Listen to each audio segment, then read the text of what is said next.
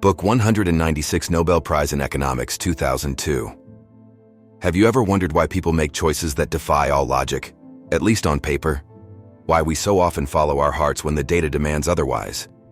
In 2002, the Nobel Prize in Economics was awarded to Daniel Kahneman and Vernon L. Smith, two pioneers who dismantled the myth of the purely rational human. Their work reshaped our understanding of money, markets, and the mind. Daniel Kahneman, a psychologist, not an economist, asked a revolutionary question. What if people don't think the way economic models insist?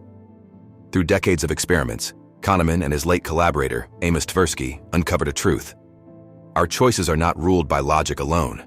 They are moved by deeper currents: fear, pride, hope, and regret. He proved that we feel the sting of losing $100 twice as sharply as the pleasure of gaining it, a phenomenon called loss aversion. This is why investors cling to sinking stocks, why we buy insurance we may never use, and why we avoid risks even when the odds are on our side. Kahneman revealed that humans are not rational actors, but we are predictably, understandably irrational. Then came Vernon Smith, the architect of experimental economics. Rather than theorize about how markets ought to work, he built them in labs and classrooms, observing how people truly behave. Students and volunteers became traders, buyers, and sellers, showing that markets could find equilibrium even without perfect knowledge. Yet he also demonstrated how skewed incentives or information could lead to spectacular failure, insights that now guide everything from auction design to public policy.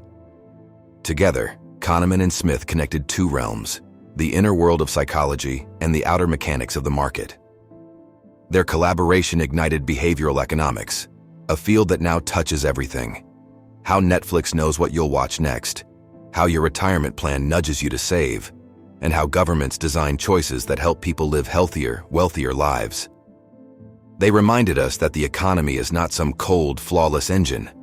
It is a human ecosystem, fueled by dreams, distorted by bias, and driven by contradiction.